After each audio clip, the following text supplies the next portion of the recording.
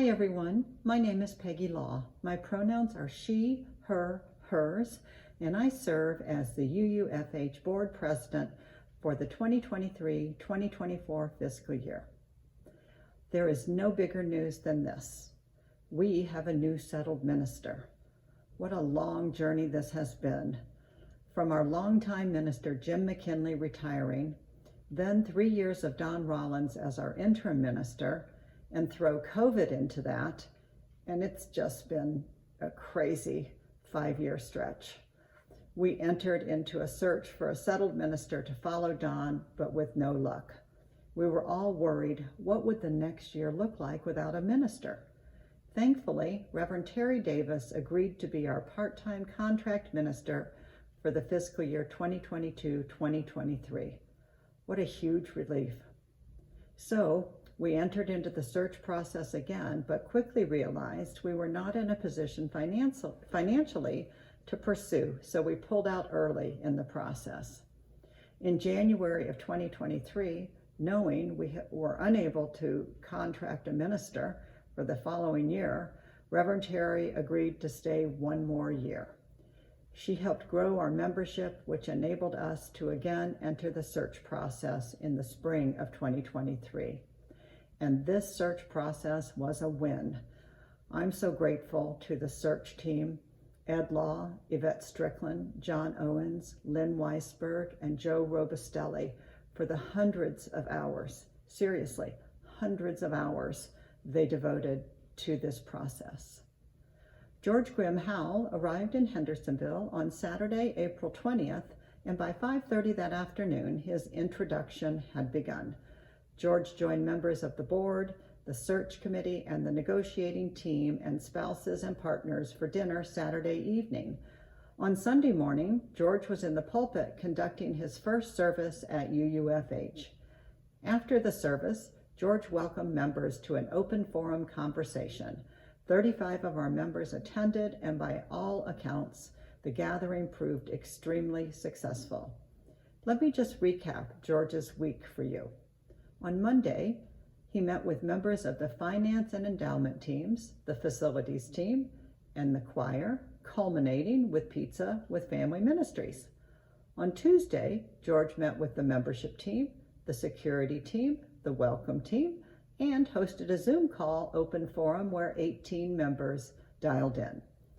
On Wednesday, George met with the pastoral associates team, the communications team, and his staff. Just talking about his schedule halfway through the week makes me tired. On Thursday, George met with the worship team, the board of directors, and the personnel committee. On Friday, George met with the social justice team and then hosted an open house for all to introduce us to his spouse, Betsy. On Saturday, we gave George a much-deserved day off. Now, I've had a few job interviews in my career, and some were with one person, others with a team, but never, ever with 100 people. And that's basically what this week was, one really intense, long job interview. You have to really want the job to endure this intensive process, in my opinion anyway.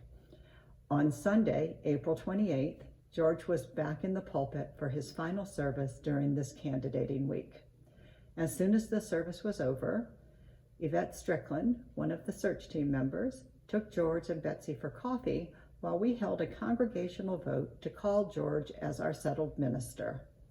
We easily met our bylaw required quorum of 50% of our members attending. Our bylaws also require that our ministerial candidate receive an affirmative vote of 90% of the votes. I was thrilled when this affirmative vote was 96.4%. This was an outstanding show of faith in and confidence of George. I was happy to interrupt his coffee outing to report the vote results. George and Betsy returned to UUFH to whoops and hollers and applause, and of course, cake.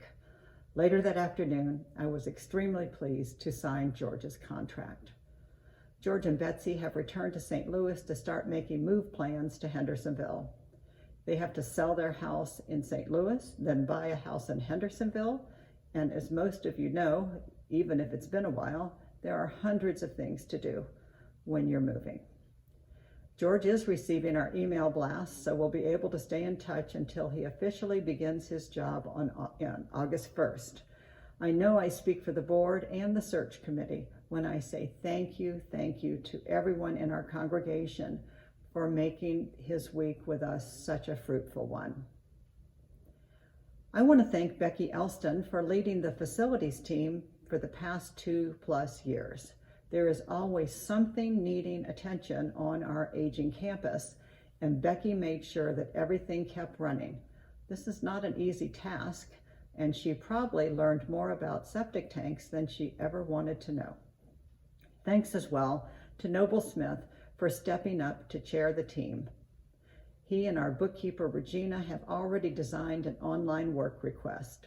So if you see something that needs attention, ask Regina to send you the link to the online form. One way or another, we are going to participate in the 21st century, and it's probably going to be Regina dragging us into it. If you remember, last month I told you about the security shutter system we were exploring that would seal off access to Fellowship Hall at the stairway. The board approved the purchase and installation of this system, and it should be completed before the end of June. I'd like to talk a little bit about Pass the Plate. We started this last year and we're keeping it going.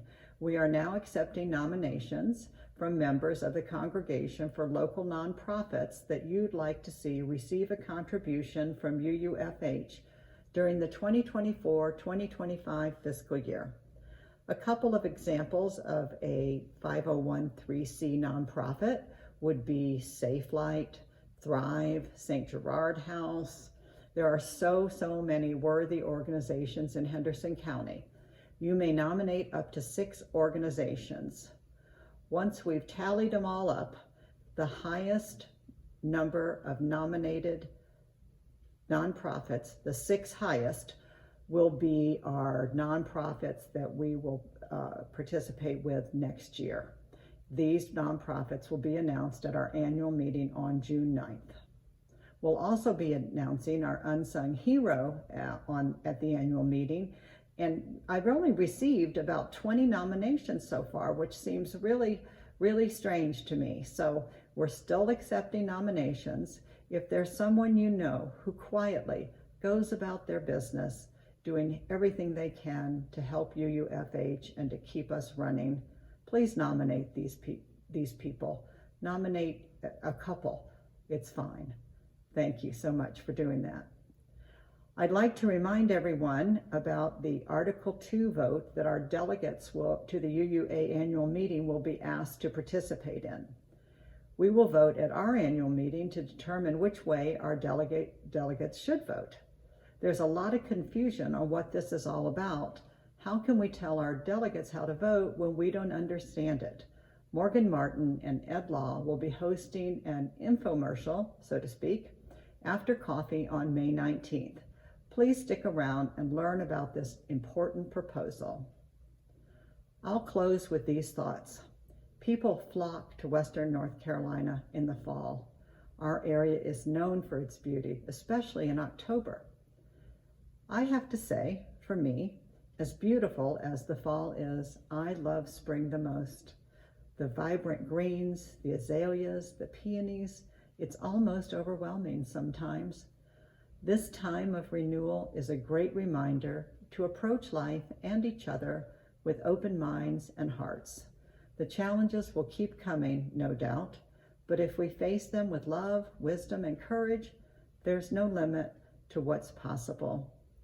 Thank you all for listening.